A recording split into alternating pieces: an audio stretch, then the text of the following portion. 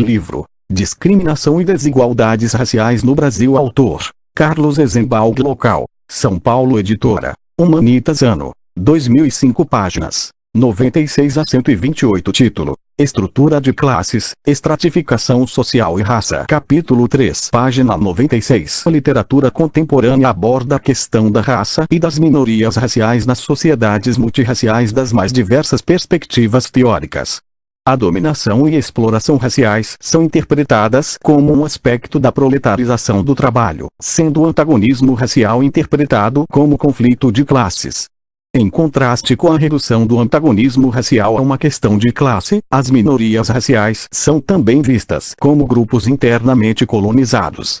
Outrossim, na literatura da antropologia social, as minorias raciais são, com frequência, tratadas como segmentos culturais de sociedades pluralistas. Na pesquisa de estratificação, a raça é mais uma dimensão do sistema de estratificação social. Para alguns pesquisadores, a raça é uma dimensão muito peculiar por causa da adscrição e da ausência de mobilidade social, ao passo que, para outros, a raça acarreta uma estrutura socio-racial ou um sistema separado de estratificação racial que prevalece sobre a estratificação socioeconômica. A discussão a seguir não trará ordem a esse caos aparente. Pelo contrário, nela se conceituarão as relações entre raça e dois componentes básicos da estrutura social, a estrutura de classes e o sistema de estratificação social. Uma tal conceituação exige distinções explícitas entre os conceitos de classe social e de estratificação social. Página 97. Para adiantar os principais argumentos do presente capítulo, pode-se afirmar, em primeiro lugar, que o estudo da estratificação social, isto é, das desigualdades distributivas ao longo de várias dimensões, adquire um significado mais sociológico ao ser a estratificação analisada em relação às estruturas e processos sociais condicionantes, do que ao ser conceituada como um sistema autônomo. A teoria e a pesquisa da estrutura de classes e da estratificação social têm se desenvolvido a partir de suposições radicalmente diferentes, embora, de fato, as duas ordens de fenômenos correspondam a aspectos complementares da realidade social. Em segundo lugar, será feita uma tentativa de mostrar como a raça opera como um critério socialmente relevante no preenchimento de posições na estrutura de classes, bem como nas dimensões distributivas da estratificação social. Duas perspectivas teóricas importantes têm se voltado para os problemas da desigualdade social e da divisão da sociedade em classes. A primeira é a teoria das classes, originária da tradição marxista. A segunda é a teoria da estratificação. Na tradição marxista, as classes sociais são elementos fundamentais de certos modos de produção em que existe a propriedade privada dos meios de produção e onde as relações sociais se organizam em torno de um mecanismo básico de exploração. Cada modo de produção implica duas classes fundamentais, relacionadas antagonicamente. Assim, as classes sociais são posições estruturais às quais os indivíduos são alocados pelo sistema. Genericamente definido, o campo da estratificação social refere-se às formas, funções e consequências de sistemas de desigualdade social estruturada. Num sentido estático, a estratificação social refere-se à distribuição diferenciada de recompensas e privilégios. Início da nota 1. Verstolzmann, Gamberg. Marxist Class Analysis versus Stratification Analysis as General Approaches to Social Inequality, página 106. O termo privilégios, nem sempre visto em definições de estratificação social, é usado aqui para manter a distinção feita por Astinscombe entre competências e posses culturalmente valoradas. De acordo com esse autor, o conceito de posse refere-se a um direito defensável, a um fluir de recompensas que não depende do desempenho das pessoas. Verstolzmann.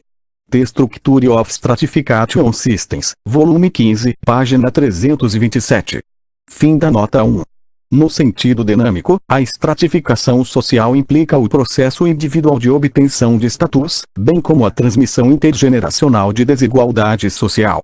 A próxima parte examinará brevemente as principais suposições teóricas da abordagem da estratificação social e da teoria das classes.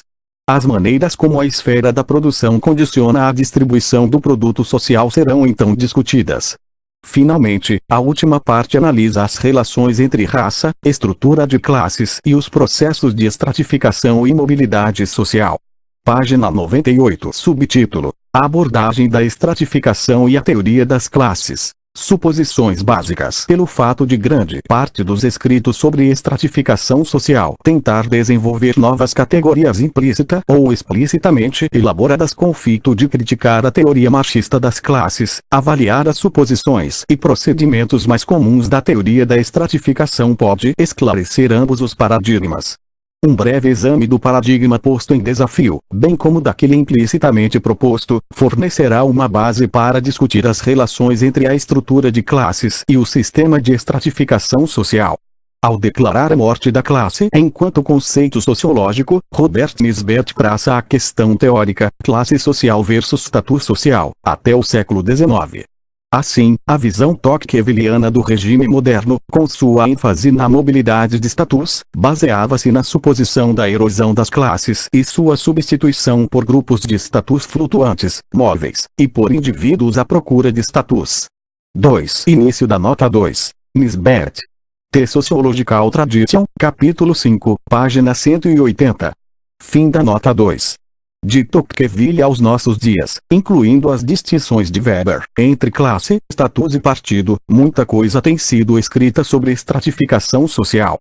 O vácuo entre a teoria funcionalista da estratificação e os modelos causais de realização de status, recentemente desenvolvidos, tem sido preenchido por várias linhas de pesquisa relacionadas à estratificação, em áreas tais como hierarquias de status, poder e casta e classe em comunidades locais, elites nacionais, cultura e psicologia das classes sociais, e desigualdades raciais e mobilidade social. Ao examinar esse vasto trabalho sobre estratificação social desenvolvido nos Estados Unidos, Charles H. Page identifica uma pronunciada coloração de classe média, consistente com a tradição cultural americana e reflexo dela. Um individualismo que resiste a interpretações estruturais de arranjos e processos sociais, um voluntarismo que rejeita explicações deterministas da ação social, um pragmatismo que suspeita de teorias abstratas. 3. Início da nota 3. Page. Class and American Sociology, From Wade to Ross, página 18. Fim da nota 3. Página 99. A combinação da crença no caráter único da experiência histórica norte-americana com esse esforço culturalmente condicionado de apreender a realidade social tem, como resultado, enfatizar. Início da citação. Hierarquias de status e procura de status ao invés dos contornos do poder econômico e político. Focalizar o sistema de status da comunidade local, a tradicional pequena cidade americana, ao invés das divisões de classe nacionais. Produzir investigações de mobilidade ocupacional e social, cujos resultados indicam a viabilidade contínua, conquanto limitada, do sonho americano de sucesso. E, geralmente, uma forte ênfase em estudos empíricos destinados a testar proposições de curto ou médio alcance acerca da estrutura social americana, ao invés da preocupação com teorias amplas de classe e sociedade. 4. Início da nota 4. Idem. Fim da nota 4. Fim da citação. Não que o termo classe esteja ausente da abordagem da estratificação social. Tal como utilizada pelos fundadores da sociologia americana, e na literatura mais recente, classe tem o significado convencional de grupos delimitados por fatores econômicos, tais como renda ou ocupação. 5. Início da nota 5. A discussão que se segue incorpora algumas das ideias desenvolvidas por Magali S. Larson e Carlos A. Azenbaugen. A Critical Alternative to the Treatment of Class in American Sociology, Berkeley, 1971, inédito. Fim da nota 5. Contudo, a categoria não decorre de uma análise geral da estrutura do sistema social. Comumente, o econômico é interpretado como o comando diferencial sobre recompensas ou facilidades no nível do indivíduo. A recorrência de atributos semelhantes entre certos grupos ou setores da população não leva a uma análise da estrutura que subjaz e explica esses padrões. A persistência de vantagens diferenciais é normalmente considerada como uma questão que afeta o indivíduo, presumindo-se também, às vezes, que está ao alcance do indivíduo torná-la transitória. Não é vista como um efeito inerente à estrutura social. visto que as relações entre classes econômicas, inerentes a uma estrutura de exploração, são desprezadas desde o início. A desigualdade torna-se um problema de comparação entre unidades discretas ao longo de dimensões diferentes, embora relacionadas, riqueza operacionalizada como renda, ocupações escalonadas de acordo com o prestígio, educação, raça, padrões residenciais e coisas semelhantes. Ao reduzir a classe a um conglomerado de variáveis individuais, a estrutura de classes pode aparecer como separada, até mesmo divorciada, de fenômenos de ideologia e ação coletiva. O que esta abordagem realiza é uma passagem implícita dos problemas de classe para problemas de estratificação. Página 100. O tratamento usual da desigualdade na abordagem da estratificação permite descobrir algumas de suas suposições implícitas. Uma preocupação com os valores americanos de igualdade e realização permeia grande parte da literatura da estratificação. O uso da possibilidade da realização como critério relativo do grau de igualdade acentua a eliminação da discrição e do privilégio herdado, mas permite também que outras formas de desigualdade sejam justificadas em termos de realização diferencial. Aqui o princípio de igualdade de oportunidades aponta uma saída para o dilema colocado pela escolha entre igualdade e realização. 6. Início da nota 6. Ver Allard. Theories about Social Stratification, páginas 20, 24. Para uma discussão sensível do ideal de igualdade de oportunidades, como compromisso ou equilíbrio entre os aspectos contraditórios dos valores de igualdade e realização, ver Milner Jr. The Illusion of Equality, páginas 11, 20. Fim da nota 6. Enfatizar a igualdade de oportunidades implica um modelo normativo e uma noção de justiça social particulares. Início da citação. A crítica meritocrática do sistema de classes dá menos atenção às desigualdades de recompensas associadas a posições diferentes que aos processos de recrutamento para essas posições. A objeção inicialmente levantada é contra as restrições à oportunidade das pessoas talentosas, mas nascidas no estrato inferior, melhorar o seu destino pessoal. Vista deste ângulo, a justiça social implica não tanto em igualdade de recompensas quanto em igualdade de oportunidades para competir pelas posições mais privilegiadas. 7. Início da nota 7. Parkin. Class Inequality and Political Order, página 13. Fim da nota 7. Fim da citação. Isto contrasta agudamente com a tradição igualitária e socialista, que censura a disparidade das recompensas ligadas às diferentes posições sociais. A suposição central da estratificação é o valor da liberdade individual. Outrosim, o valor central da liberdade, vista como atributo individual, é afastado de relações concretas de dominação entre homens reais e grupos reais. Num sistema social modelado em última análise sobre o mercado, as escolhas livres das unidades individuais subjazem a distribuição desigual de variáveis contínuas ou atributos descontínuos. Implicitamente, mesmo a desigualdade mensurável remete para o dogma liberal da igualdade entre os homens como atores livres e cidadãos iguais, que fazem suas escolhas numa estrutura aberta de oportunidades. Ao enfatizar a estrutura de oportunidades e ao escolher o indivíduo como unidade de análise, a estrutura de posições do sistema social torna-se uma questão dada e não problemática. Página 101. Portanto, os adeptos da abordagem da estratificação raramente tentam apresentar uma explicação sistemática, ao invés de ad hoc, de como a estrutura posicional da sociedade varia. 8. Início da nota 8. Uma dificuldade correlata relaciona-se à conceituação dos mecanismos de alocação de recompensas diferenciais às posições no sistema social.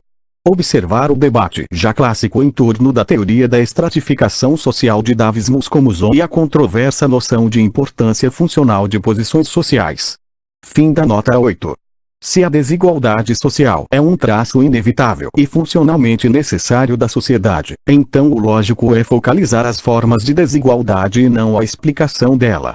Consequentemente, a desigualdade social pode ser tratada como uma estrutura autônoma e não problemática, cuja existência é independente de outras estruturas e processos sociais. 9. Início da nota 9. Esse ponto é enfatizado por Volpe. Estrutura de classe e itineralité sociale, página 184. Fim da nota 9. Não apenas a estruturação de posições que comandam recompensas diferenciais é geralmente tida como não problemática, como a análise da forma como outras estruturas e processos sociais que condicionam a distribuição de oportunidades sociais é também amplamente negligenciada.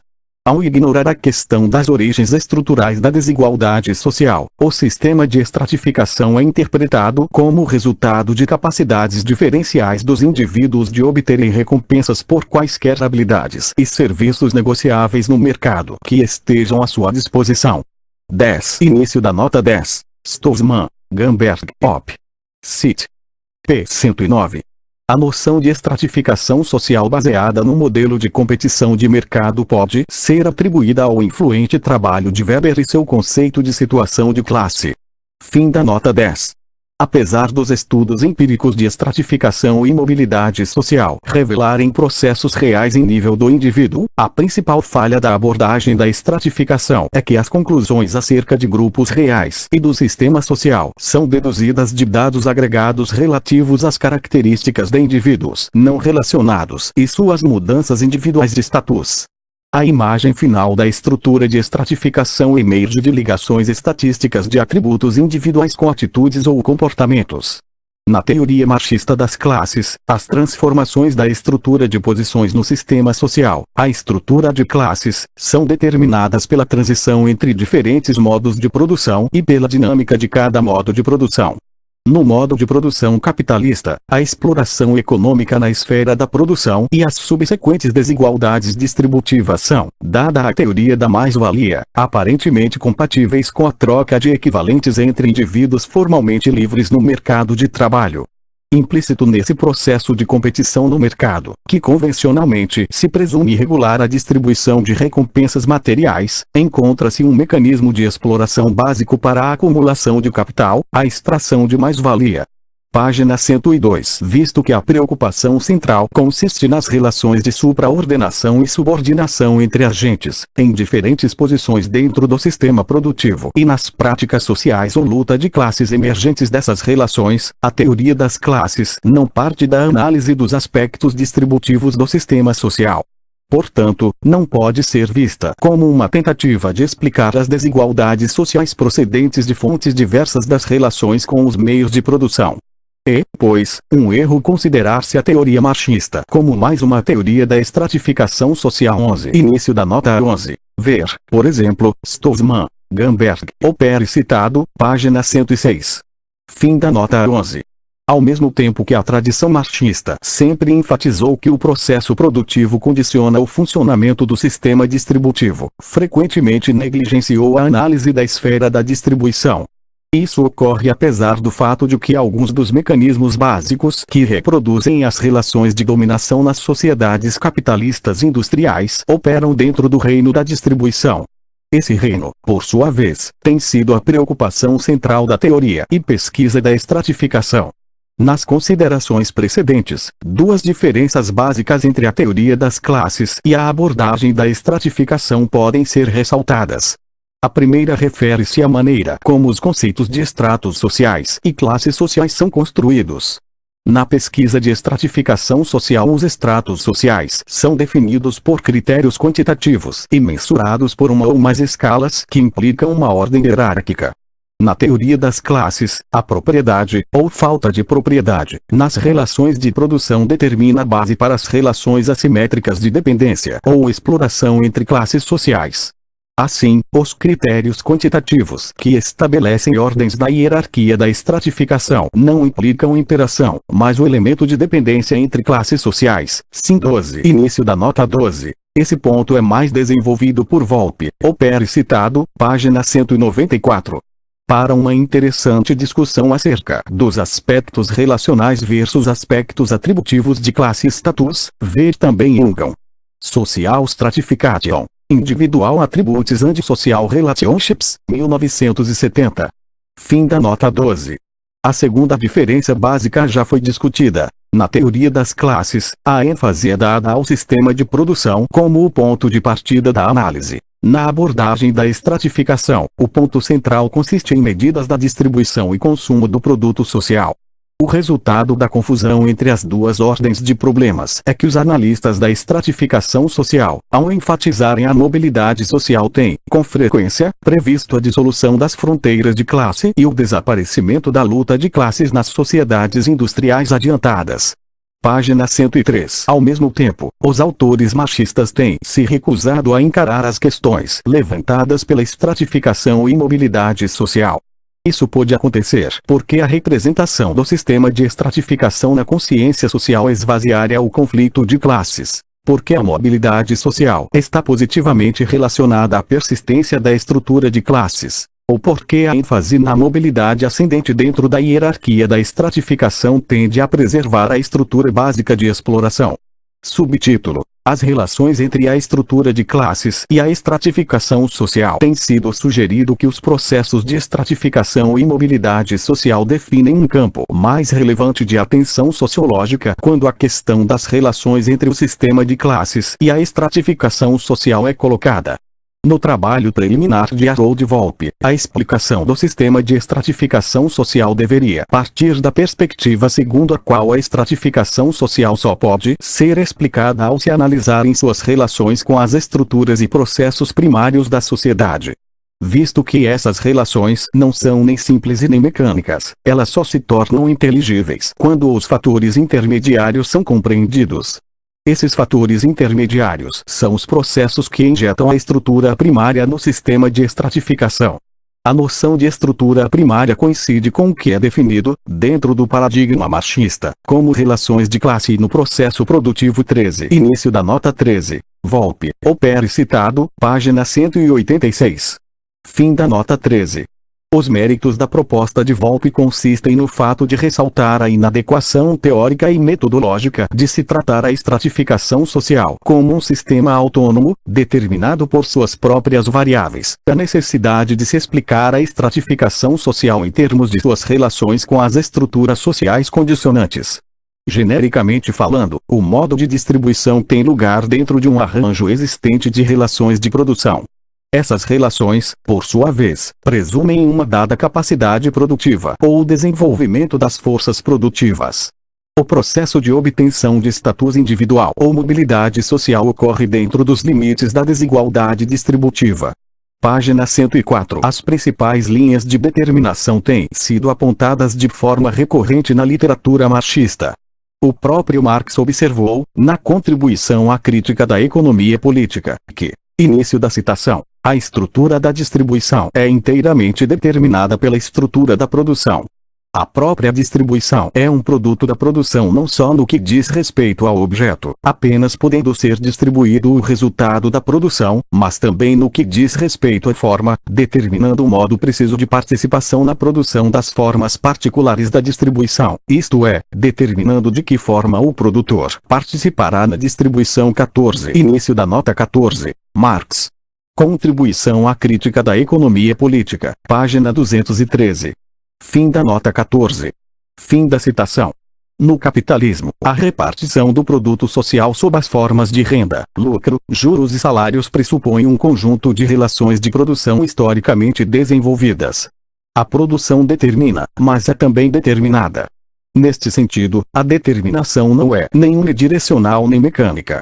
Contudo, é a estrutura da produção que preside a forma de articulação entre os diferentes momentos do processo unitário de produção, distribuição, troca e consumo. Indo um pouco além, Nikos Poulantzas, em sua interpretação da teoria marxista das classes, distingue dois aspectos, que só existem em sua unidade, da reprodução ampliada das classes sociais. O primeiro e fundamental é a reprodução das posições, lugares, de classe ocupadas pelos agentes sociais, a determinação estrutural de classes na divisão social do trabalho. O segundo aspecto é a reprodução, distribuição dos próprios agentes dentro daquelas posições. Para Poulantzas, esse segundo aspecto da reprodução das relações sociais, que coloca a questão de quem ocupa uma dada posição, como e quando faz, está subordinado ao primeiro, isto é, a reprodução das posições das classes sociais. 15. Início da nota 15. Poulantzas. As classes sociais no capitalismo de hoje, páginas 30, 31. Poulantzas enfatiza o fato de que a mobilidade social pode perpetuar a estrutura de classes, ao invés de provocar sua dissolução ou desaparecimento. Fim da nota 15. Nessa distinção aparentemente simples entre os dois aspectos da reprodução das relações sociais capitalistas, o primeiro envolve questões de estrutura de classes e o segundo questões de estratificação e mobilidade social. Sob a aparente simplicidade escondem-se alguns dos problemas fundamentais e mais controversos da teoria das classes. A determinação estrutural das posições de classe, na sociedade capitalista, e a transformação da classe de posições objetivas, na estrutura da produção, em classe como ator histórico. Página 105. Quanto à determinação estrutural das posições de classe, a pesquisa marxista tem analisado a tendente destruição das posições de classe associadas a formas de produção pré-capitalistas e subordinadas, como no caso da produção simples de mercadorias e da pequena burguesia tradicional, e a criação de novas posições de classe no processo de acumulação e desenvolvimento capitalista. 16. Início da nota 16. Ao problema de como as classes, como conjuntos de posições objetivas, tornam-se classes em luta, a teoria marxista oferece duas respostas fundamentais. Uma resposta determinista, em que a classe em si emerge espontaneamente das posições objetivas na produção, e uma resposta voluntarista, em que uma classe é organizada para a luta política, através da intervenção de um agente externo, o partido. A visão de Marx e Engels das primeiras fases da industrialização europeia implicava uma passagem contínua do conflito industrial para o político, uma visão que permaneceu na perspectiva determinista posterior. Em contraste, Lenin viu claramente que as necessidades econômicas do proletariado poderiam se tornar um poderoso instrumento para sua integração na ordem capitalista, e endossou a visão de Kautsky da inteligentsia burguesa como a única força capaz de injetar consciência socialista, em oposição à espontaneidade proletária, na classe trabalhadora. Num recente e provocador artigo, as teses determinista e voluntarista são rejeitadas, e é apresentada uma posição determinista, organizacional e política, em que as classes como atores históricos não são dadas unicamente por qualquer posição objetiva, porque constituem os efeitos de lutas, e essas lutas não são determinadas unicamente pelas relações de produção. V. Przeworski. The Process of Class Formation, página 9. Fim da nota 16. Certos desenvolvimentos recentes da teoria das classes podem ajudar a esclarecer as inter-relações entre a estrutura de classes e o sistema de estratificação social. As questões de interesse são: como a estrutura posicional no nível das relações de produção é traduzida para o sistema distributivo da sociedade, isto é, como são as posições de classe hierarquicamente ordenadas na distribuição do produto social. B. Qual é a relação entre as posições na produção e distribuição do produto social e a distribuição de produtos simbólicos, ou, para colocar a questão em termos weberianos, a distribuição de honra social? C. Que critérios de diferenciação ou estratificação social estão envolvidos no processo de preenchimento da estrutura posicional e como esses critérios interagem com a estrutura de classes? Subtítulo: Produção e distribuição social. Em Marx, a determinação da distribuição pela produção significa que o modo de distribuição do produto social, por exemplo, na acumulação de capital e salários, lucro e renda como formas de remuneração, corresponde a formas de produção historicamente determinadas.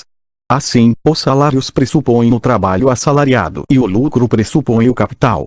Outrosim, o modo de distribuição é uma tradução de relações de produção historicamente definidas. Assim, cada modo de distribuição particular desaparece com o modo de produção que lhe deu origem. No capitalismo, o atributo dicotômico, propriedade/não propriedade dos meios de produção, é acompanhado por distribuições contínuas de rendimentos. As relações de distribuição de renda entre classes diferentes variam dentro dos limites estabelecidos pela reprodução ampliada do capital. Página 106. Em princípio, o preço da força de trabalho, incluindo o trabalhador assalariado que produz mais-valia, bem como o trabalhador assalariado que ajuda a realizar a mais-valia e os empregados do aparato de Estado, é determinado pelo custo de formação e reprodução da força de trabalho. 17. Início da nota 17. Como Marx o coloca, embora a quantia necessária para a subsistência seja um dado para cada país e período, ela varia ao longo do tempo e espaço, e contém um elemento moral histórico. Fim da nota 17. Não obstante, a diferenciação dos salários em qualquer momento dado corresponde à hierarquia do trabalho. Tal diferenciação ocorre no contexto da reprodução ampliada das relações sociais, isto é, onde se operam as lutas sociais e as relações políticas e ideológicas de dominação. Como aponta André Gorz, no interior das indústrias de trabalho intensivo, a função dos trabalhadores técnico-científicos é técnica e ideológica, pois não só eles são encarregados do planejamento e organização do processo de trabalho, como também funcionam para perpetuar a estrutura hierárquica da firma e a submissão do trabalho ao capital. 18. Início da nota 18. Gorz. Divisão social do trabalho, hierarquia e luta de classe, página 183. O mesmo raciocínio pode ser aplicado a toda força de trabalho. O processo da divisão social do trabalho, regido pelos requisitos da acumulação, cria as posições que são hierarquicamente ordenadas na distribuição de remunerações, seguindo não apenas critérios estritamente técnicos e econômicos, isto é, as qualificações exigidas para a realização de certas funções produtivas e não produtivas, mas também de acordo com as funções de reproduzir as relações de dominação ideológica e política. Assim, a distribuição do produto social não é estritamente determinada pelas posições nas relações de produção, mas é também permeada pela lógica da dominação, pelo conjunto de processos essenciais destinados a manter a estrutura interna do processo produtivo. Neste sentido, as redistribuições de rendimentos entre classes e frações de classe podem resultar de lutas e movimentos sociais. Ao menos para o capitalismo, as recompensas materiais correspondentes às diversas posições sociais não são determinadas pela importância funcional destas para a sobrevivência de um sistema social abstratamente concebido, mas por sua importância funcional na preservação das relações de exploração econômica e dominação política. 19. Início da nota 19. Este último ponto foi desenvolvido por Rafael Baissi em Hacia um marco teórico para a interpretação de las relaciones raciales, UPERJ, 1975. Fim da nota 19. Página 107. Subtítulo: Produção, distribuição e recompensas simbólicas. Quais são as relações entre a produção e a distribuição do produto social e a distribuição de produtos simbólicos ou de prestígio? Weber introduziu a distinção entre as ordens econômica, social e legal e ressaltou o caráter contingente das relações entre elas.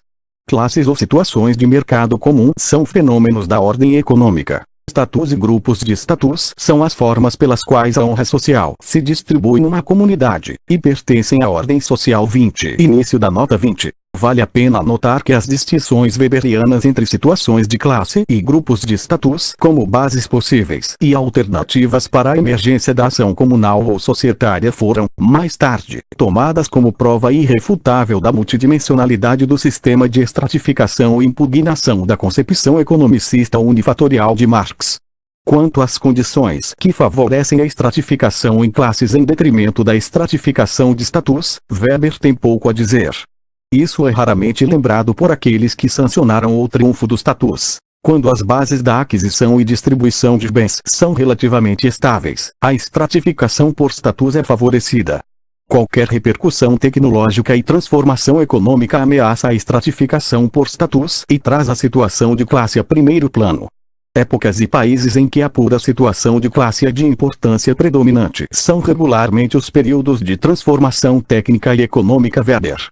Classe, status and party, página 22. Fim da nota 20. Esses conceitos típico-ideais de Weber destinam-se à configuração significativa de eventos históricos e ao estabelecimento de relações individuais de causa e efeito. Por causa do seu caráter poli-histórico, certas dificuldades emergem quando esses conceitos são aplicados a determinadas situações históricas. Para o conceito de classe, embora Weber às vezes usasse um modelo dicotômico formalmente análogo ao de Marx, a complexa classificação de Weber dos tipos de propriedade e serviços trazidos ao mercado resultou numa concepção pluralista das classes. Como observa Giddens, o conjunto de bens e habilidades que as pessoas podem possuir é altamente variável. O ponto de vista de Weber poderia ser levado à sua reductio ad absurdum, através da suposição de que cada indivíduo pode trazer ao mercado uma combinação ligeiramente diferente de habilidades ou posses, tornando possível, assim, tantas classes quanto sejam os indivíduos concretos envolvidos em relações de mercado. 21. Início da nota 21. Giddens. A estrutura de classes das sociedades avançadas, página 93. Note-se, entretanto, a afinidade, por um lado, entre classe proprietária, stand ou grupos de status e as constelações anteriores ao capitalismo moderno e, por outro lado, entre classes lucrativas e capitalismo moderno. Fim da nota 21. De maneira semelhante, a relação weberiana entre a ordem social e a formação ou existência de grupos de status é obscura, pois Weber usa o termo grupo de status ao se referir tanto às organizações sociais feudais ou patrimoniais quanto aos grupos de status no capitalismo moderno. A honra social ou o prestígio, isto é, a representação de hierarquias sociais no nível da consciência social pode ser uma dimensão importante da estrutura social em termos da estruturação do conflito ou consenso social. Não obstante, sob a crescente burocratização e racionalidade de mercado do capitalista moderno, a persistência de grupos de status, os Junkers prussianos, a aristocracia da Nova Inglaterra ou, para esta questão, os pobres sem reputação, é de muito menor importância que o sistema de avaliações que resulta na percepção de ínfimos diferenciais de prestígio e distinções de status. Página 108. Assim, a questão não é tanto a de enumeração das situações sob as quais a usurpação de honra social dá lugar, ou não, a monopólios econômicos e vice-versa, mas a do tipo de relação que prevalece entre o sistema de avaliação e ações simbólicas e o sistema de posições na produção e distribuição. Para que a análise de Weber ganhe seu peso total, como argumenta Pierre Bourdieu em seu bem elaborado tratamento das distinções simbólicas, ela deveria ser reformulada. Ao invés de opor classes e grupos de status como unidades reais, que podem aparecer mais ou menos frequentemente, dependendo do tipo de sociedade, elas deveriam ser vistas como unidades nominais, que podem ser encontradas na realidade, que são o resultado de serem acentuados os aspectos econômicos ou simbólicos, que sempre coexistem na realidade social. 22. Início da nota 22. Bourdieu. Condição de classe e posição de classes, páginas 51, 76. Fim da nota 22. Muitos dos atributos de uma classe social aparecem porque seus membros individuais entram, deliberada ou objetivamente, em relações simbólicas que, ao expressarem as diferenças de situação e posição segundo uma lógica sistemática, tendem a transformar aquelas diferenças em distinções significativas. 23. Início da nota 23. Ibidem, páginas 63, 64. Fim da nota 23. Portanto, uma classe social nunca se define apenas pela sua situação e posição numa estrutura social, pelas relações objetivas que mantém com outras classes. Se, como observou Weber, as classes são distinguidas pelas suas relações com a produção e a aquisição de bens, e os grupos de status pelos princípios de consumo, tal como expressos em estilos de vida específicos, então, isso significa que as diferenças propriamente econômicas são duplicadas pelas distinções simbólicas na maneira de usar esses bens, no consumo e ainda mais no consumo simbólico, ou ostentatório, que transmuta os bens em signos, as diferenças de fato em distinções significantes ou, para falar como os linguistas, em valores, privilegiando a maneira, a forma da ação ou do objeto em detrimento de sua função. 24. Início da nota 24. Ibidem, página 65. Fim da nota 24. Página 109. Com base nas conclusões empíricas de A. Davis, Gardner e Warner, Bourdieu observou que a opinião do indivíduo quanto à sua própria posição na hierarquia social, a hierarquia de posições sociais e, portanto, os critérios de hierarquia, é uma função de sua própria posição na hierarquia social. Segue-se que nem todas as classes sociais em cada sociedade são igualmente disponíveis para o jogo de manifestação simbólica de diferenças de situação e de posição.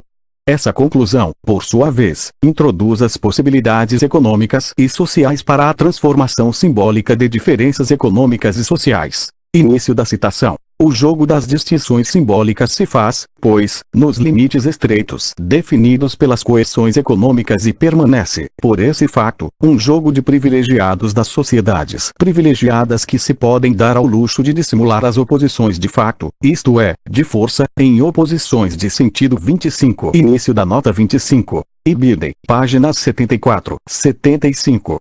De acordo com esse autor, a estrutura das relações simbólicas organiza-se por uma lógica que não é redutível à das relações econômicas, muito embora a autonomia das relações simbólicas, já que elas são estabelecidas dentro dos limites de variação dados pelas condições econômicas de existência, seja apenas relativa. Fim da nota 25. Fim da citação. Nesse sentido, apesar das dicotomias clássicas que inspiraram os conceitos de sociedade tradicional e moderna, o progresso da racionalização e a expansão de subsistemas de ação racional proposital, é legítimo supor não apenas a existência simultânea dos aspectos econômicos ou instrumentais e os aspectos simbólicos das ações, mas também o valor de uso e simbólico dos objetos. Essa distinção implica também que os aspectos simbólicos de ações e objetos deveriam ser conceituados como parte imanente da dinâmica de dominação e reprodução ideológica de hierarquias sociais. Ações e objetos obviamente variarão em diferentes sociedades. Nem a propriedade de terra e escravos, nem a caça à raposa e demonstrações semelhantes de posição aristocrática parecem adequar-se a uma sociedade em que a força de trabalho é comprada como uma mercadoria, nem a obtenção de nível educacional elevado parece adequada a uma sociedade em que a ignorância maciça tende a preservar a representação da hierarquia social como uma ordem determinada natural ou divinamente. Assim, a última questão: como é a estrutura posicional preenchida? Como as pessoas experimentam os critérios de estratificação social? Como esses critérios agem sobre a estrutura de classes? Página 110. Subtítulo: A estrutura de classes, mobilidade e movimentos sociais. Levando-se em conta que a distribuição dos indivíduos em posições é subordinada à reprodução da estrutura posicional, uma forma de abordar o processo de recrutamento é através de uma representação abstrata de como esse processo tem sido estudado. Um modelo simples do processo alocativo permitirá a introdução de complicações teóricas adicionais. O contexto pressuposto por esse modelo é uma sociedade capitalista adiantada, em que a maioria da população economicamente ativa é de assalariados e em que o número de donos de propriedade produtiva é estatisticamente irrelevante. Isto implicaria pequenas adaptações no caso de sociedades menos desenvolvidas ou em desenvolvimento. A premissa valorativa do modelo não é a igualdade, mas a igualdade de oportunidade. Esta fornece o quadro de referência para mensurar o desvio das observações de uma condição de independência entre status paterno e status filial. Uma outra premissa é a de que os indivíduos agem racionalmente, a, formalmente, usando meios adequados aos fins, e, b, substantivamente, maximizando recompensas e utilidades. Outrosim, a estratificação social é conceituada como o processo dinâmico de obtenção de status individual. As variáveis, consideradas numa sequência causal, podem ser origem social ou status dos pais, que ou habilidade mental, anos de educação, ocupação e renda. As técnicas de regressão e pata-análises facilitam uma análise causal do processo de estratificação ou mobilidade. Coeficientes baixos indicariam um alto grau de indeterminação nas relações entre as variáveis e uma proporção alta de variância não explicada nas variáveis dependentes. Inversamente, coeficientes elevados implicariam perfeita desigualdade de oportunidades ou ausência de mobilidade social. 26. Início da nota 26. Em nome da simplicidade, a distinção entre mobilidade estrutural e de circulação não é considerada. Fim da nota 26. Os insumos do modelo podem ser dados de um corte representativo da população total, ou dados de diferentes subamostras, tais como a de homens brancos ou de homens não brancos. Página 111. A lógica, com frequência, implícita do modelo é: indivíduos orientados por interesses, diferentemente dotados de recursos ou meios, alguns adscritivos, como origem familiar, sexo, raça ou etnia. Alguns adquiridos, como educação, candidatam-se a postos, ocupações, dentro de uma estrutura de oportunidades nem inteiramente fechada nem completamente aberta. As posições são, por sua vez, meios para um fim, seja ele renda ou riqueza ou um nível e estilo de consumo. A representação abstrata do modelo causal vai até aí.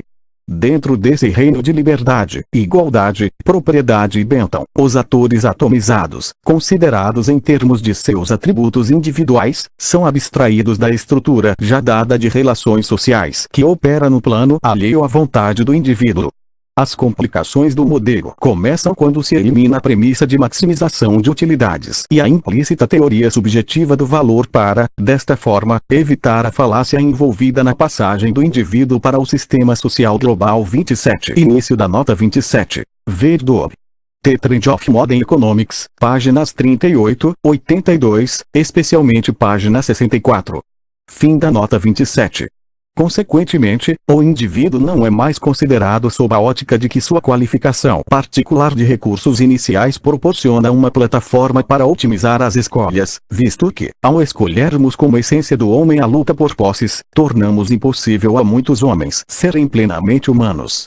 Ao definirmos o homem como um apropriador infinito, impossibilitamos que muitos se qualifiquem como homens. 28. Início da nota 28. Macpherson. The Real World of Democracy, página 54. Fim da nota 28. Voltamos, portanto, à sociedade capitalista adiantada. Como foi argumentado por Macpherson, a sociedade de mercado e o Estado democrático liberal são um composto histórico do Estado liberal, a serviço de uma sociedade de escolha, mas, de modo algum, democrática, a qual foi acrescentado o sufrágio. Como tal, compõem um duplo sistema de poder. O primeiro implica que o governo tem o poder de obrigar as pessoas a fazerem coisas que, no todo ou em parte, de outra forma não fariam, e de impedir as pessoas de fazerem coisas que, no todo ou em parte, de outra forma fariam. O segundo sistema de poder advém da transição de uma sociedade de mercado simples para a emergência de relações graças às quais alguns homens têm a capacidade de tirar de outros mais do que os outros deles, ou de obter uma transferência cabal de alguns dos poderes de outros para si. 29. Início nota 29. Ibidem, páginas 39, 42. Fim da nota 29. Pois, como aponta Macpherson a este respeito, página 112. Início da citação. Se o poder de um homem deve incluir o acesso aos meios de trabalho, então seus poderes são diminuídos quando ele tem menos do que livre acesso aos meios de trabalho. Se não tem acesso, seus poderes são reduzidos a zero e ele deixa de viver, a menos que seja salvo por alguma dispensa exterior ao mercado competitivo. Se pode obter algum acesso mas não pode obtê-lo em troca de nada, então seus poderes são reduzidos pela quantidade deles de que tem que abrir mão para obter o acesso necessário. Essa é exatamente a situação em que a maioria dos homens estão, e necessariamente desta forma, na sociedade de mercado capitalista. Eles devem, pela natureza do sistema, permitir a transferência cabal de parte de seus poderes àqueles que detêm os meios de trabalho. 30. Início da nota 30. Ibidem, página 43. Fim da nota 30. Fim da citação. Essas razões não tornam os interesses dos indivíduos privados menos reais, mas seu conteúdo e os meios de atendi-los são moldados por condições sociais independentes do indivíduo. Sob esta ótica, os processos de competição individual e mobilidade social são restabelecidos dentro dos limites impostos pela reprodução das relações de classe, os marcos institucionais da sociedade, a família, o sistema escolar e o mercado de trabalho, são recompostos da sua redução a um conglomerado de variáveis de intervalo. Um alto grau de desigualdade social absoluta é um traço persistente da sociedade capitalista, assim como a desigualdade de oportunidades.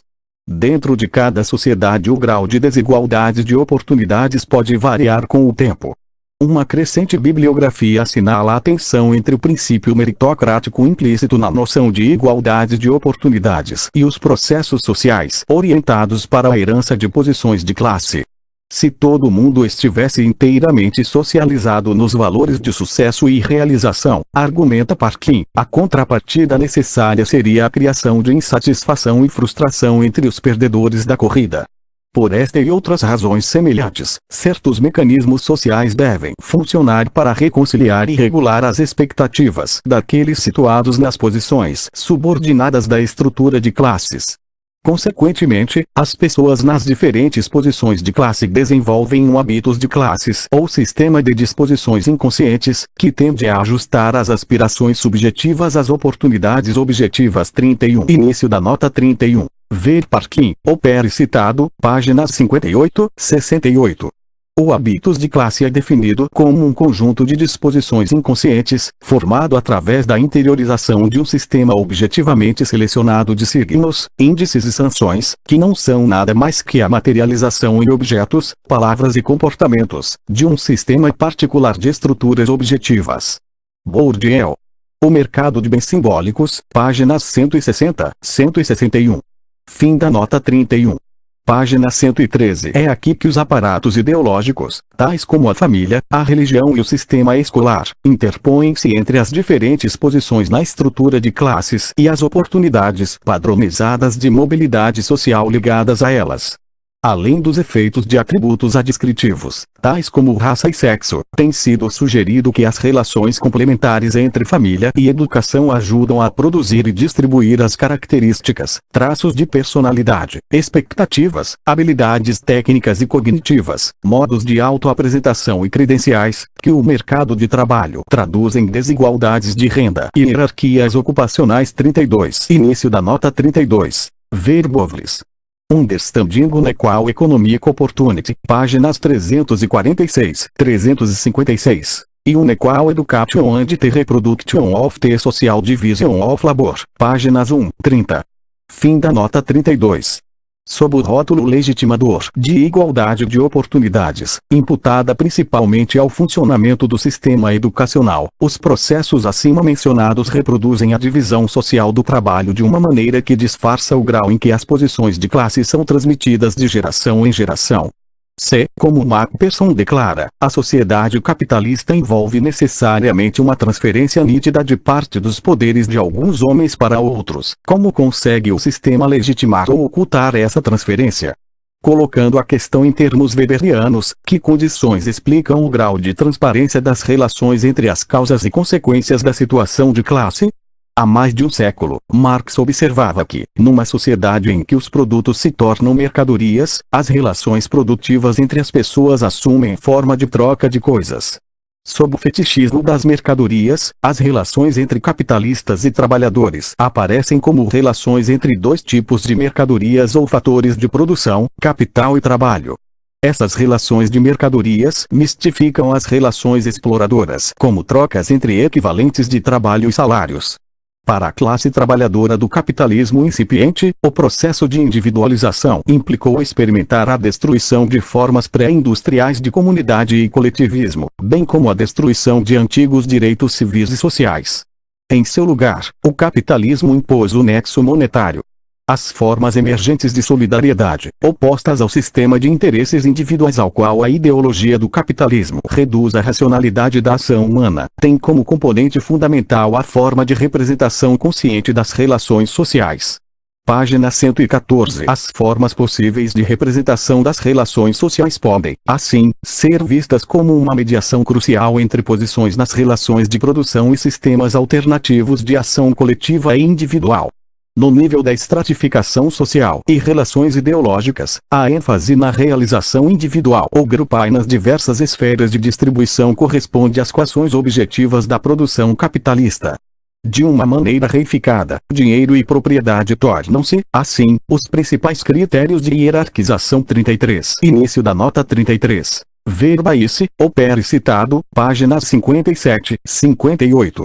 Para as sociedades capitalistas adiantadas, autores como Gorsi e Marcuse enfatizaram a correspondência do trabalho alienado e da aceitação pragmática da ordem industrial com os confortos privatizados da vida familiar e a afirmação individual através do consumo.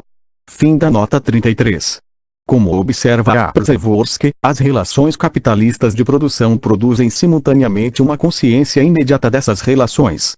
Pelo fato de, nesse nível, as relações sociais aparecerem de forma invertida como relações entre coisas, segue-se que, início da citação, os critérios de renda juntamente com os de riqueza, realização educacional, prestígio das ocupações, caráter do trabalho, forma de remuneração, local de trabalho, função na divisão social do trabalho, poder, autoridade, estilo de vida e auto-identificação, todos esses eixos do arsenal burguês constituem diferenças reais. Reais precisamente porque compreendem o arsenal ideológico da individualização. 34. Início da nota 34. Przeworski, opere citado, página 6. Fim da nota 34. Fim da citação. Na medida em que as relações ideológicas capitalistas forem eficazes na manutenção dessa representação invertida, os atores sociais, quer indivíduos ou grupos, serão orientados no sentido de competir para melhorar sua posição relativa naquelas dimensões de estratificação e diferenciação social. Assim, a classe social como princípio potencial de solidariedade está em conflito permanente com princípios alternativos de solidariedade, que não estão baseados em posições nas relações de produção. Sob disfarce de trocas competitivas entre parceiros formalmente livres e iguais, as relações ideológicas capitalistas envolvem, como tendência dominante, não a consciência dos atores de sua condição social como função das relações de produção, mas uma consciência imediata baseada em diversas dimensões distributivas e probabilidades de vida na esfera do consumo. Aqui, os sempre disponíveis exemplos dos homens que se fizeram partindo do nada mantêm a visão de oportunidades abertas. Página 115. No entanto, os efeitos assimétricos das trocas competitivas resultam em sistemas de identificação e solidariedade coletiva, incluindo os da classe trabalhadora, que normalmente implicam a estruturação de clivagens políticas ao longo das linhas de dimensões distributivas de estratificação 35. Início da nota 35. Os problemas da organização política e alianças da classe trabalhadora, e da emergência de conjunturas revolucionárias, estão além do âmbito deste trabalho. Para uma avaliação inteligente das consequências da inserção de movimentos socialistas e partidos da classe trabalhadora nas instituições eleitorais das democracias liberais, veja Przeworski, o Pérez citado, páginas 18, 24. Fim da nota 35. Assim, a mobilidade social, definida quer como a mudança inter- ou intrageneracional de posição de classe, quer como a mudança de posição relativa nas dimensões de estratificação, que podem ou não coincidir, ocorre através da competição individual e grupal e pelas vantagens distributivas das diferentes posições na estrutura de classes. De qualquer maneira, o deslocamento individual ao longo de dimensões distributivas não implica necessariamente uma mudança de posição de classe. Inversamente, a passagem de fronteiras de classe pode não necessariamente levar a mudanças substanciais na esfera da distribuição. As sociedades capitalistas adiantadas absorveram, através de variadas combinações de repressão, cooptação e redistribuição, os conflitos que emergiram das lutas e movimentos sociais dos últimos 150 anos. As linhas de clivagem têm oscilado entre o princípio de classe e as variedades de tipos weberianos de solidariedade, tais como o distributivo, religioso, étnico e outros semelhantes. Embora essas lutas não tenham conseguido destruir o modo de produção vigente, seus efeitos reestruturaram a estrutura de classes, a alocação do excedente econômico e a composição da população excedente relativa. Subtítulo: Raça, classe e estratificação. A seguir, a distinção teórica entre estratificação social e estrutura de classe será aplicada à questão da estratificação racial. O capítulo precedente discutiu as deficiências da abordagem sociológica convencional em que a raça, como critério para a alocação de posições sociais e formação de grupos, é vista como incompatível com o industrialismo. A perspectiva que explica a situação social da população negra após a abolição, em termos do legado escravista e sobrevivências do antigo regime, foi também criticada. Página 116. A perspectiva machista ortodoxa, por sua vez, também subestima a questão da raça e racismo. Nessa abordagem, exposta originalmente no trabalho de O.C. Cox, a situação dos negros e outros grupos racialmente subordinados tende a ser explicada quase exclusivamente pela sua posição econômica como classe trabalhadora. Preconceito e discriminação raciais são, nesta perspectiva, mecanismos manipuladores utilizados pelas classes dominantes capitalistas a fim de explorar as minorias raciais e dividir o proletariado. O racismo e o preconceito, como epifenômenos de relações econômicas, são inerentes e necessários à preservação do capitalismo. Há, como resultado, ganhos líquidos para os capitalistas e perdas para todos os trabalhadores. Essa redução do antagonismo racial a relações de classe explica a escassa adequação entre teoria e realidade, em termos de falsa consciência dos trabalhadores. O exemplo mais grotesco, mas não obstante real, do fracasso da solidariedade interracial é a improbabilidade de qualquer aliança dos trabalhadores sul-africanos brancos e seus colegas negros contra a burguesia estabelecida de língua inglesa e a mais recente facção capitalista estatal de afrikaners. Deve-se lembrar que o lema unificador do Partido Comunista Sul-Africano foi: trabalhadores do mundo inteiro, univos para defender uma África do Sul branca. 36. Início da nota 36. Citado em Adam. Modernism e Racial Domination, The Dynamics of South African Politics, página 19. A visão economicista e machista articulada da raça foi formulada há 3 décadas no, de outra forma, notável livro de Cox. Caste, Class and Race, 1970. Fim da nota 36. Outra fonte de erro no cálculo político dessa abordagem mecanicista é que os negros não são monoliticamente classe trabalhadora. Desde a abolição, a população negra nas antigas sociedades escravistas das Américas tem estado na retaguarda do capitalismo industrial. Durante várias décadas após a abolição, os negros ficaram concentrados nas regiões agrícolas mais atrasadas como parceiros, pequenos arrendatários, camponeses e moradores. Durante esse período, no Brasil e nos Estados Unidos, ondas sucessivas de imigrantes europeus ocuparam as posições abertas pela expansão dos setores e regiões capitalistas. Com o movimento das áreas de plantação para favelas e guetos citadinos, os negros, longe de penetrarem no cerne da classe trabalhadora industrial, aglomeravam-se em torno de suas camadas inferiores em mercados instáveis e irregulares de trabalho não qualificado. 37. Início da nota 37. A segunda parte deste trabalho trata, com algum detalhe, desses aspectos da história social dos não-brancos no Brasil. Uma avaliação das histórias divergentes de imigrantes e minorias raciais nos Estados Unidos encontra-se em Blauner. Racial Oppression in America, capítulo 2. Para um breve relato do sistema de trabalho dominante no sul dos Estados Unidos, após a emancipação, ver Edwards. The Tenant System and Some Changes Since Emancipation, páginas 20, 26. Fim da nota 37. A teoria colonial, que vê os grupos racialmente subordinados como minorias internamente colonizadas, rompe com os quadros conceituais pré-existentes. Essa teoria está enraizada nas relações opressor-oprimido e colonizador-colonizado geradas pela expansão europeia imperialista durante o final do século XIX e na dinâmica da descolonização após a Segunda Guerra Mundial. Página 117. O caráter assumido pelas relações raciais nos Estados Unidos, durante as 2 últimas décadas, precipitou a penetração da teoria colonial no cenário americano, onde foi uma resposta à falência das teorias convencionais sobre relações raciais.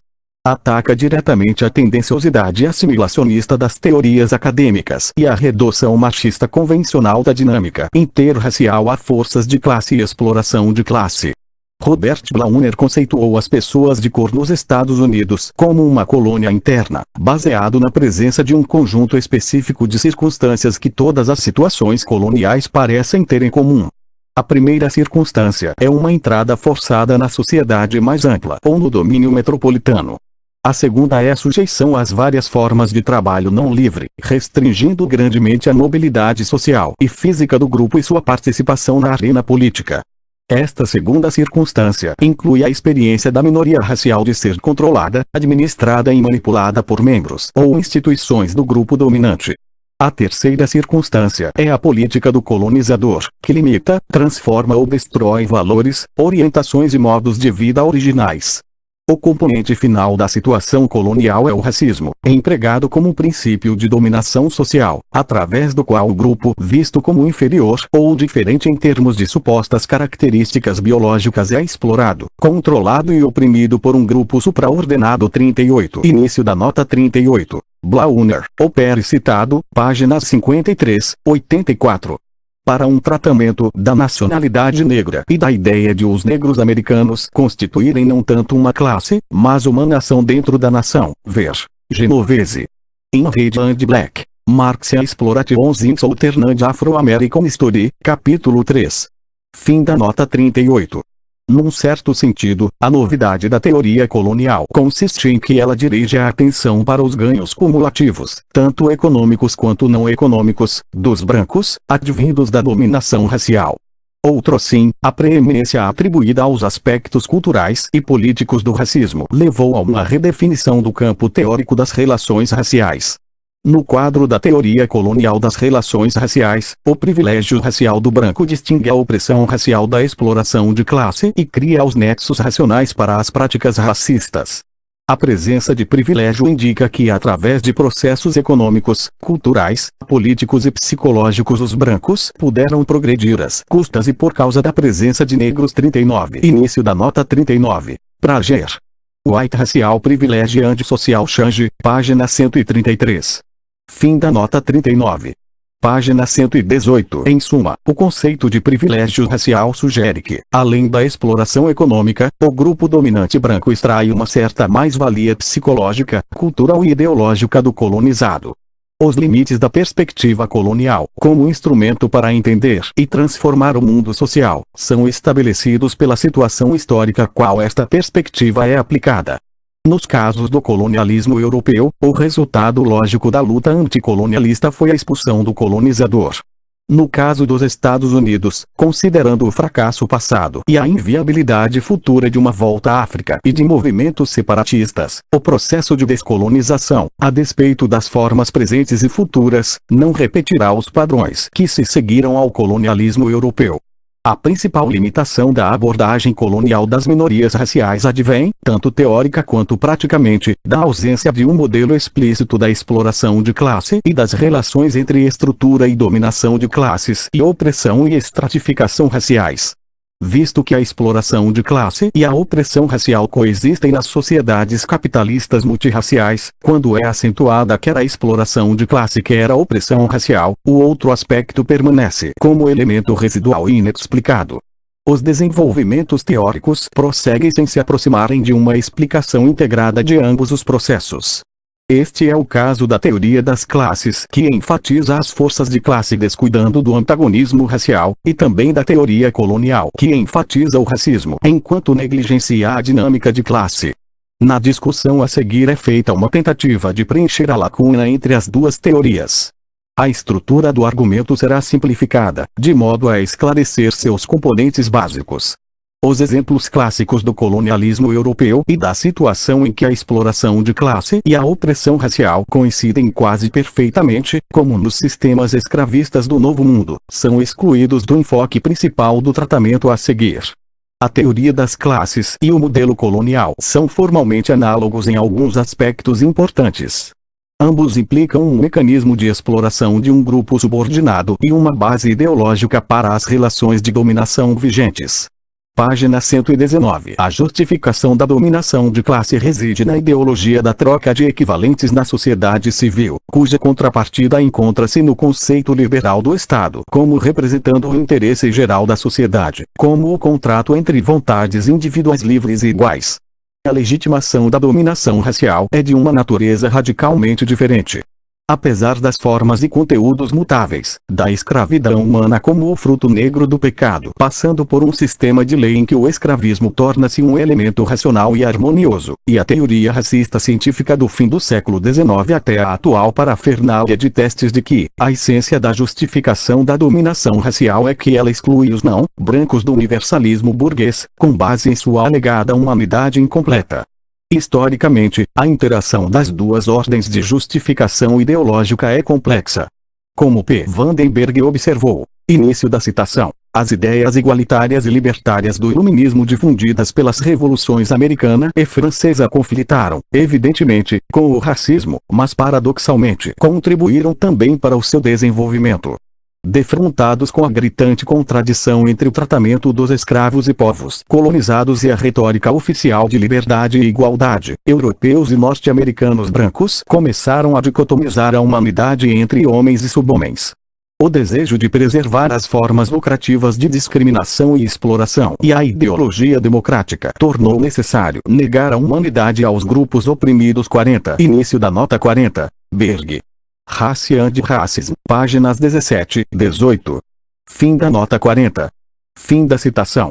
Assim, o caráter não disfarçado da justificação da dominação racial coloca um problema de legitimação diferente do da dominação de classe.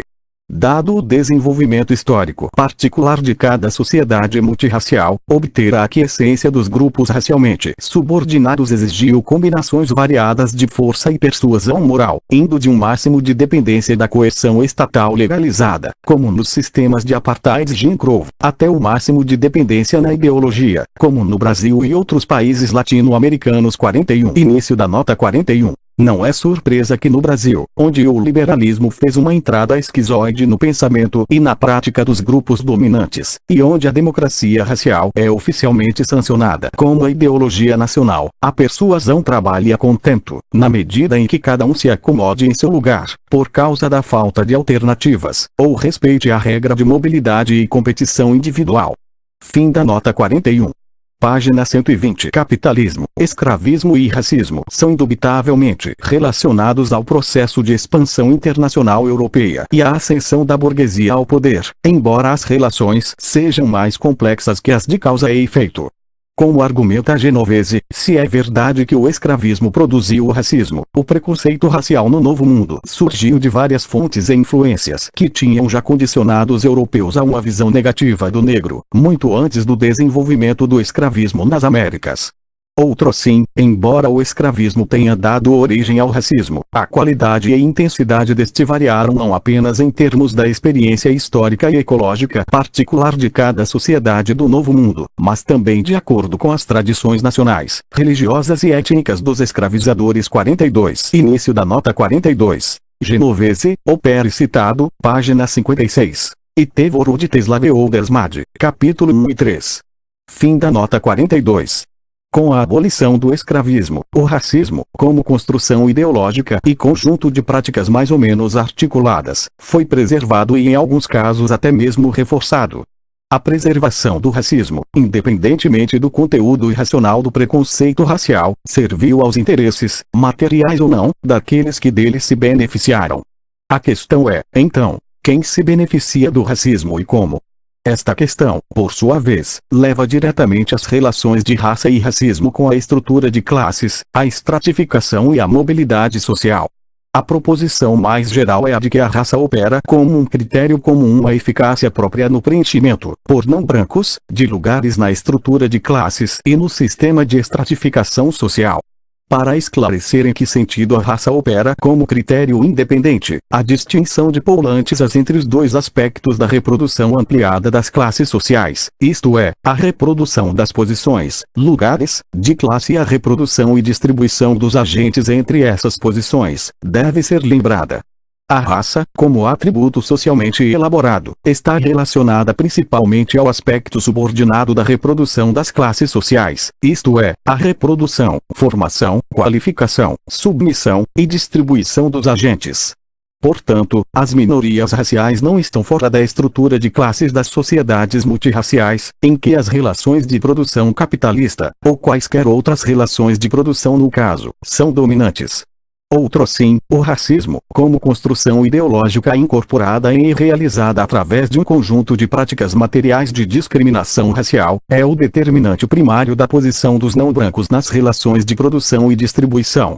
Página 121. Como se verá, se o racismo, bem como o sexismo, torna-se parte da estrutura objetiva das relações políticas e ideológicas capitalistas, então a reprodução de uma divisão racial e sexual do trabalho pode ser explicada sem apelar para preconceito e elementos subjetivos. 43. Início da nota 43. Isso parece ser o que Blauner tem em mente ao falar acerca do racismo institucionalizado.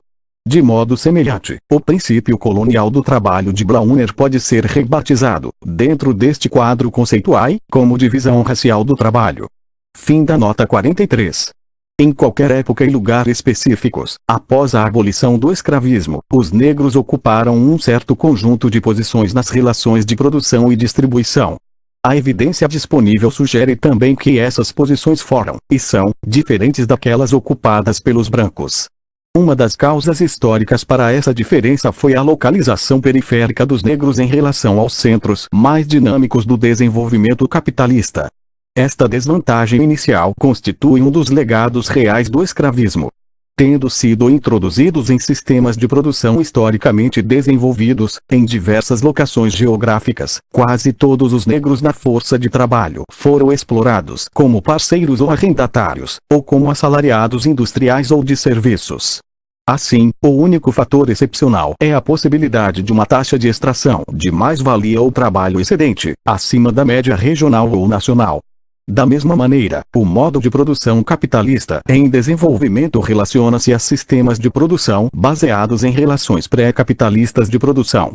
Embora a tendência a longo prazo seja no sentido da dissolução destas últimas, esses sistemas de produção atrasados podem ser preservados durante um longo tempo.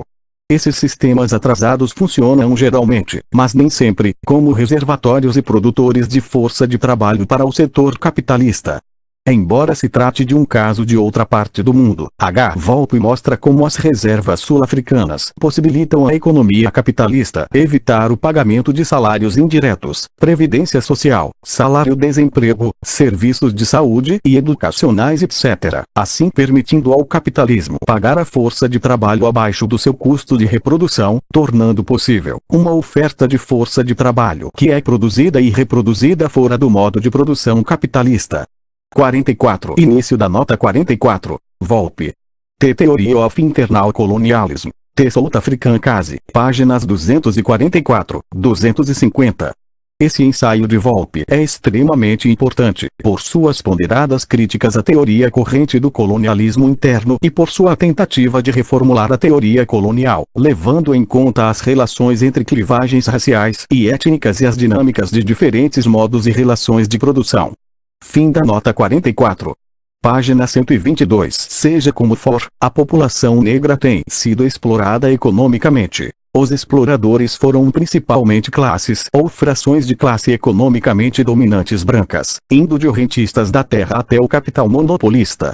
Os beneficiários da exploração econômica foram identificados. Estes resultados podem ser facilmente incorporados às mais simples versões do modelo dicotômico da teoria das classes. Contudo, a teoria colonial afirma que a opressão racial beneficia não apenas os capitalistas, mas também a maioria da população branca, isto é, aqueles brancos sem propriedade dos meios de produção. A saída deste impasse teórico é que, efetivamente, a opressão racial beneficia capitalistas brancos e brancos não capitalistas, mas por razões diferentes. Em termos simples, os capitalistas brancos beneficiam-se diretamente da super-exploração dos negros, ao passo que os outros brancos obtêm benefícios mais indiretos. A maioria dos brancos aproveita-se do racismo e da opressão racial, porque lhe dá uma vantagem competitiva, vis-à-vis a população negra, no preenchimento das posições da estrutura de classes que comportam as recompensas materiais e simbólicas mais desejadas. Formulado mais amplamente, os brancos aproveitaram-se e continuam a se aproveitar de melhores possibilidades de mobilidade social e de acesso diferencial a posições mais elevadas nas várias dimensões da estratificação social. Essas dimensões podem ser consideradas como incluindo elementos simbólicos, mas não menos concretos, tais como honra social, tratamento decente e equitativo, dignidade e o direito de autodeterminação. É precisamente essa situação que Blauner chama privilégio racial ou desvantagem desleal, situação preferencial ou um sistemático sair à frente na corrida pelos valores sociais. A noção de privilégio racial pode ser relacionada ao conceito de posse, tenure, distinction, definido como um direito socialmente defensável a um fluxo de recompensas que não depende do desempenho competitivo. Nascer branco numa sociedade multirracial constitui uma espécie de posse. Evidentemente, até que ponto uma pele clara pode ser uma posse, varia com a percentagem de não brancos na população total, a intensidade do racismo e a existência de leis raciais impostas pelo Estado.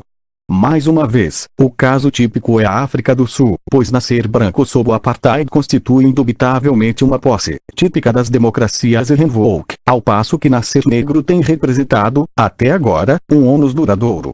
Página 123. Em termos dos processos de estratificação e mobilidade social, se as pessoas entram na arena competitiva com os mesmos recursos, exceto no que se refere à filiação racial, o resultado, posição de classe, ocupação, renda e prestígio, dá-se-á em detrimento dos não brancos. 45. Início da nota 45. Para simplificar as coisas, os mecanismos de promoção diferencial do grupo subordinado, originários de fora da arena competitiva, como efeito da mobilização política do grupo, não são aqui considerados.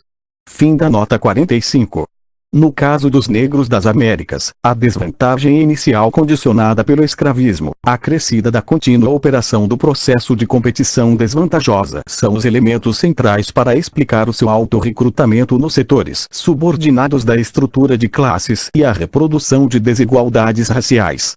quanto às dinâmicas de mobilidade social inter- e intrageneracional, deixando de lado os casos sempre presentes de cooptação e movimentos ascendentes controlados, os efetivos, conquanto temporal e espacialmente variáveis, tetos para a mobilidade dos não brancos, ajudam a definir o nível abaixo do qual os brancos não podem cair, ao mesmo tempo que uma proporção substancial de pessoas é desqualificada da contenda por posições no topo da hierarquia social. Se aceitar, seguindo Althusser, que as ideologias têm uma existência material, visto que são efetivadas nas instituições e nas suas práticas e rituais, então a discriminação racial, como fonte imediata de benefícios para a maioria de brancos nas sociedades multirraciais, torna-se a efetivação da ideologia racista que permeia a maioria das instituições da sociedade. R.S. Franklin e S. Resnick enumeram 4 fontes ou mecanismos de discriminação racial: convenções, estatutos e práticas, impostas pelo aparato do Estado. Preferências sociais da comunidade, que vão de encontro à liberdade dos indivíduos no grupo dominante, que se recusam ou não desejam discriminar os negros. 3. Estereótipos derivados da cultura e outras fontes, que operam para produzir generalizações acerca do caráter, hábitos de trabalho e capacidades dos negros. Isso leva a práticas de exclusão por certas indústrias e de certos empregos. 4. Circunstâncias do mercado que tornam a discriminação economicamente lucrativa para grupos específicos, cujo preconceito pessoal com relação aos negros pode ser, de fato, apenas nominal. 46. Início da nota 46. Franklin, Resnick. The Political Economy of Racism. Páginas 17, 18. Fim da nota 46. Página 124. Como observam esses autores, apenas o primeiro tipo de discriminação remove o peso da escolha do indivíduo. Em contraste, apenas o terceiro tipo, os estereótipos, ativa o preconceito racial. Os tipos 2 e 4 mostram que, uma vez que se torna um datum objetivo da sociedade, o racismo pode forçar os indivíduos a discriminar com base em simples cálculos racionais, e evitar afrontar outros brancos ou perturbar a operação eficiente, sem estarem motivados pelo preconceito. Início da citação. Estes processos, por outro lado, vão de encontro ao indivíduo de tal maneira que o forçam a discriminar. Às vezes a força das circunstâncias relaciona-se diretamente a sentimentos racistas e às vezes combina-se com outros fenômenos, que formam o domínio de interesse particular ou mais amplo do indivíduo. Em outras palavras, o indivíduo vê-se com frequência na necessidade de discriminar, mesmo quando isto não envolve uma expressão de seus gostos pessoais. 47. Início da nota 47. Ibidem, página 32. Fim da nota 47. Fim da citação. Em suma, a raça, como traço fenotípico historicamente elaborado, é um dos critérios mais relevantes que regulam os mecanismos de recrutamento para ocupar posições na estrutura de classes e no sistema de estratificação social. Apesar de suas diferentes formas, através do tempo e espaço, o racismo caracteriza todas as sociedades capitalistas multirraciais contemporâneas. Como ideologia e como conjunto de práticas cuja eficácia estrutural manifesta-se numa divisão racial do trabalho, o racismo é mais do que um reflexo epifenomênico da estrutura econômica ou um instrumento conspiratório usado pelas classes dominantes para dividir os trabalhadores. Sua persistência histórica não deveria ser explicada como um mero legado do passado, mas como servindo aos complexos e diversificados interesses do grupo racialmente supraordenado no presente.